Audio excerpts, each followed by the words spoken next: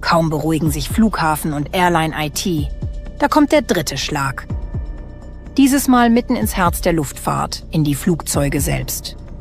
Forscher veröffentlichen eine Analyse, die zeigt, digitale Avioniksysteme, die Computer, die Flugzeuge navigieren, stabilisieren und überwachen, können unter bestimmten Bedingungen ausfallen, einfrieren oder Fehlkommunikation erzeugen.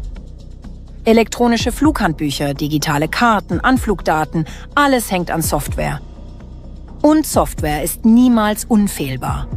Ein Fehler hier bedeutet nicht Verspätung, nicht eine Umbuchung, nicht Chaos am Terminal. Ein Fehler hier bedeutet Gefahr in der Luft.